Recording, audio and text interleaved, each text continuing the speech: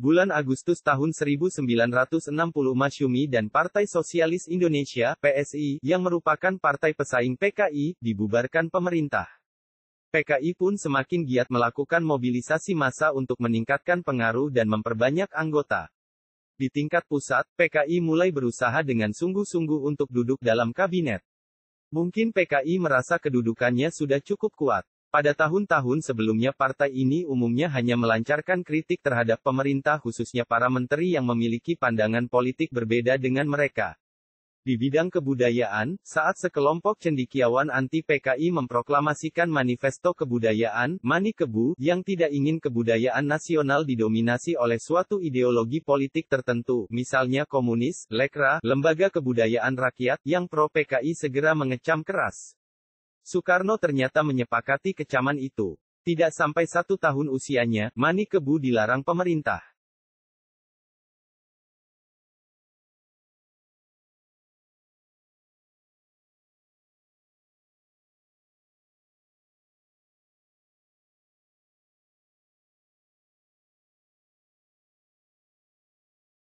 Bagi para petinggi militer gagasan ini bisa berarti pengukuhan aksi politik yang matang, bermuara pada dominasi PKI yang hendak mendirikan pemerintahan komunis yang pro-RRC, Republik Rakyat Cina yang komunis di Indonesia. Usulan ini akhirnya memang gagal direalisasikan. PKI lalu meniupkan isu tentang adanya Dewan Jenderal di tubuh TNI AD yang tengah mempersiapkan suatu kudeta. Di sini, PKI menyodorkan dokumen Gilchrist yang ditandatangani Duta Besar Inggris di Indonesia. Isi dokumen ditafsirkan sebagai isyarat adanya operasi dari pihak Inggris AS dengan melibatkan Our Local Army Friend, kawan-kawan kita dari tentara setempat, untuk melakukan kudeta. Meski kebenaran isi dokumen ini diragukan dan Jenderal Ahmad Yani kemudian menyanggah keberadaan Dewan Jenderal ini saat Presiden Soekarno bertanya kepadanya, namun pertentangan PKI dengan Angkatan Darat kini tampaknya telah mencapai level yang akut.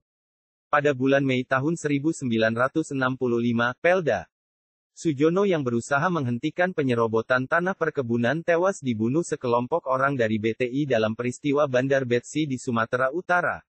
Jenderal Yani segera menuntut agar mereka yang terlibat dalam peristiwa Bandar Betsi diadili. Sikap tegasnya didukung penuh oleh organisasi-organisasi Islam, Protestan, dan Katolik. Suasana pertentangan antara PKI dengan AD dan golongan lain non-PKI pun telah sedemikian panasnya menjelang tanggal 30 September tahun 1965. Apalagi pada bulan Juli sebelumnya Soekarno tiba-tiba jatuh sakit. Tim dokter Cina yang didatangkan DNIDIT untuk memeriksa Soekarno menyimpulkan bahwa Presiden RI tersebut kemungkinan akan meninggal atau lumpuh.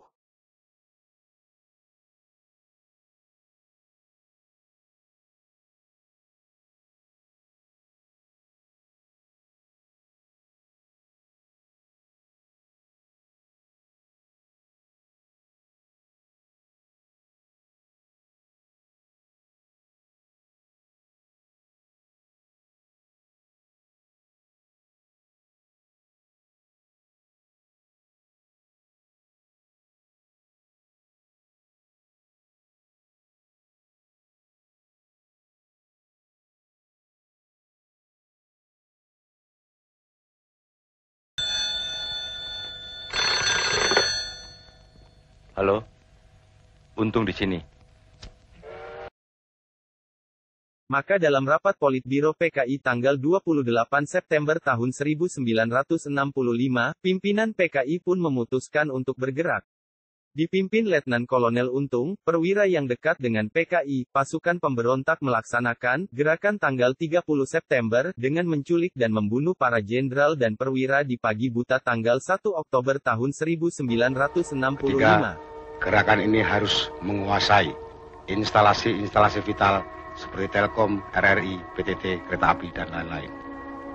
Untuk memimpin gerakan, kita sepakat mengajukan 3 orang calon.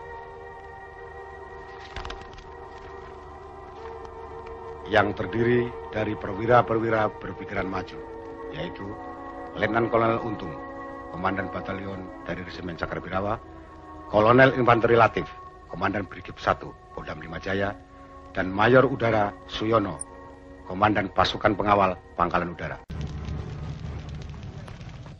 Ketujuh jenderal itu antek-antek imperialis CIA yang punya rencana jahat akan mengadakan coup atas kepemimpinan pemimpin besar revolusi, panglima tertinggi, presiden seumur hidup, Bung Karno. Sebagai prajurit, kita berkewajiban menggagalkan rencana keblinger itu. Rencana tidak benar itu. Siap. Untuk sasaran Letjen Yani dipimpin oleh Peltu Mukijan. Siap. Pasukan yang harus menculik Majen Suprapto dipimpin oleh Serka Sulaiman. Siap. Untuk Majen Haryono dipimpin oleh Serka Bungkus. Siap. Pasukan dengan sasaran Majen S. Parman oleh Serma Satar. Siap. Untuk sasaran Brigjen Panjaitan dipimpin oleh Serda Soekarjo. Siap. Pasukan yang harus menculik Brigjen Sutoyo dipimpin oleh Serma Surono. Siap. Ada pertanyaan?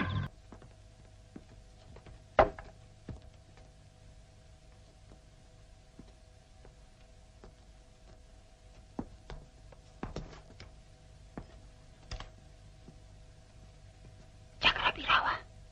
Cakra.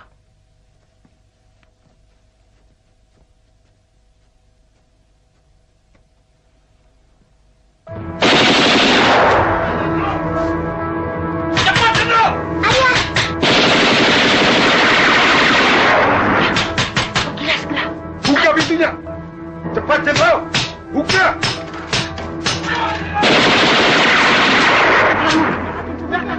Cepat. Anakku. Jangan buang tempo. Ayo kamu lari. Ayo. Mardia. Pegangin adik. Adik.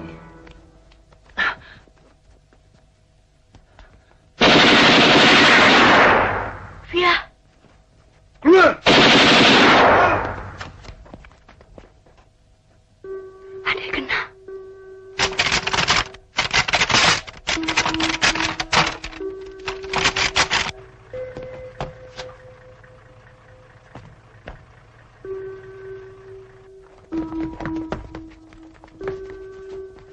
Cepat pergi.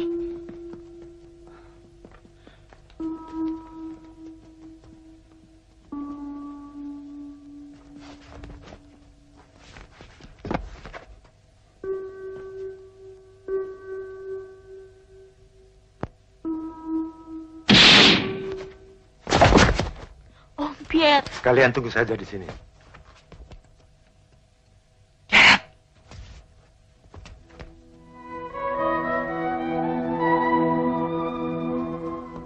Berhenti.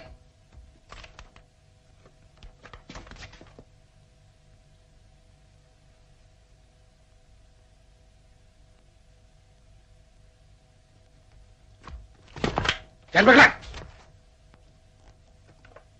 Letakkan senjata. Mana Nasution?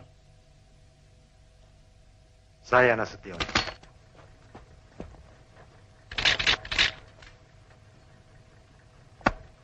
Kapor, Nurdin telah tertangkap. Bawa ke mobil. Siap.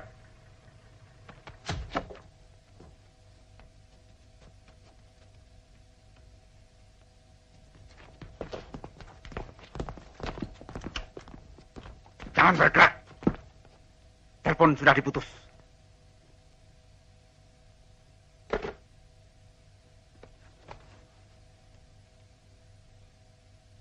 Mana Nasution? Pak Nasution, beliau di Bandung. Sudah 3 hari di Bandung. Kalian datang ke sini hanya untuk membunuh anak saya.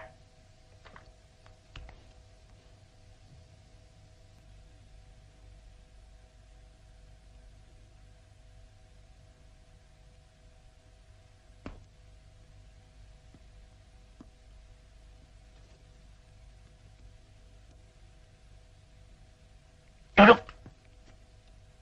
Ada apa? Bapak diminta menghadap Presiden. Sekarang juga. Sekarang? Siap, Jenderal.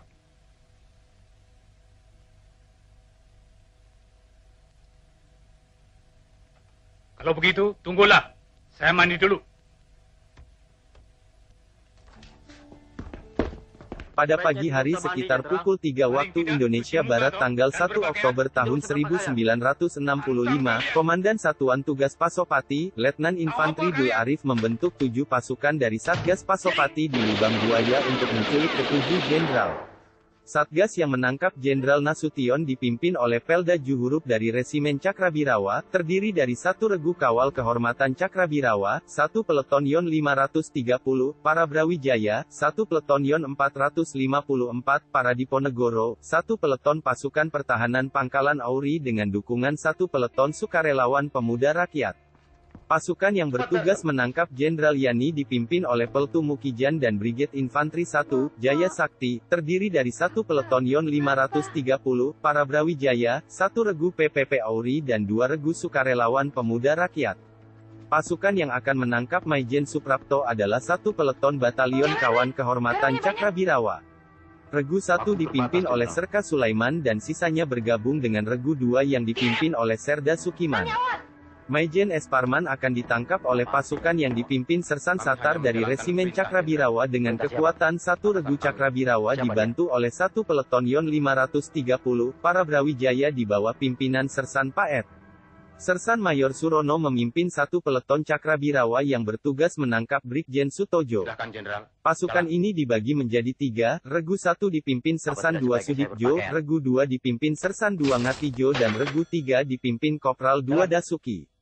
Maijen Haryono akan ditangkap oleh pasukan 1 Peleton Cakrabirawa yang dipimpin oleh Serka Bungkus. Sedangkan pasukan yang bertugas menangkap Brigjen DI Panjaitan dipimpin oleh Sersan Mayor Sukarjo dari Yon 454, para Diponegoro dengan petunjuk Jalan Kopral Sudikin. Sasaran mereka adalah Jenderal Abdul Haris Nasution, Menteri Pertahanan Letnan Jenderal Ahmad Yani, Panglima Angkatan Darat dan 5 Staf Umum Angkatan Darat Mayor Jenderal Siswondo Parman, Mayor Jenderal Mas Tirtodarmo Harjono, Mayor Jenderal R. Suprapto, Brigadir Jenderal Sutojo Siswomi Harjo dan Brigadir Jenderal Donald Ishak Panjaitan. Kok telepon saya diputus? Mas,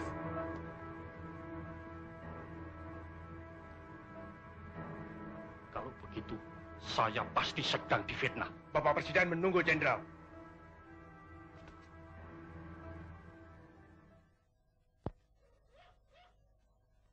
Panggil Presiden. Begitu perintah yang kami terima, Pak. Malam-malam begini. Jam berapa ini? Hampir pagi, Pak. Hampir pagi. Tidak salah dengar kamu. Kami kira tidak. Situasi gawat, Jenderal. Bapak Presiden menunggu di istana. Kalau begitu, tunggu sebentar. Saya berpakaian segera. Tidak usah, Jenderal.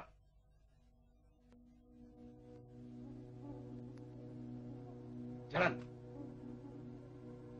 Jalan, Jenderal.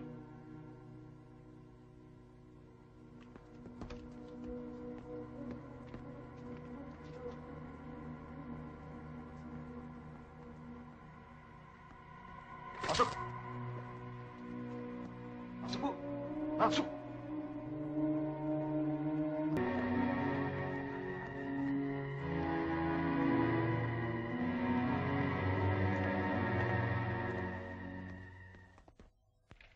Berhenti.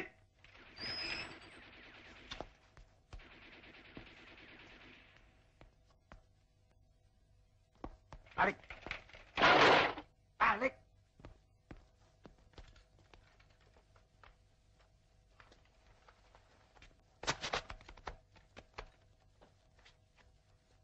Jalan. Ke sana. Masuk. Ayo, naik.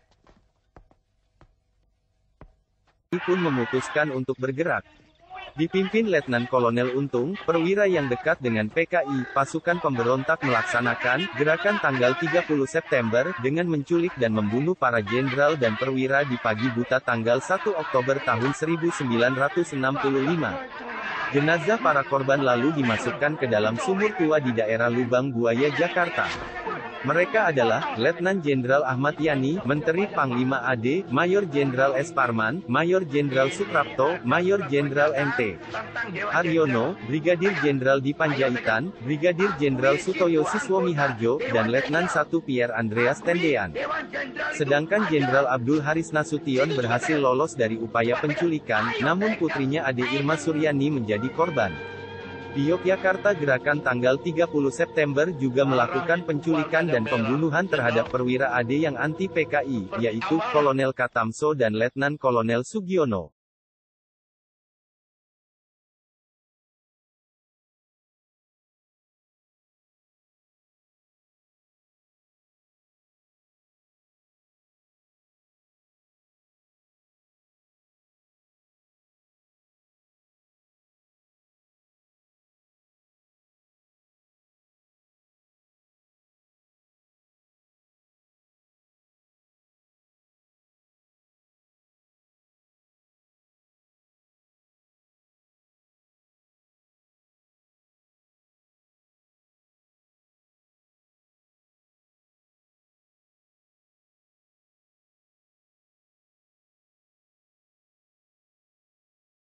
Selamat pagi saudara pendengar di seluruh kepulauan Nusantara, bahkan di mana saja saudara berada.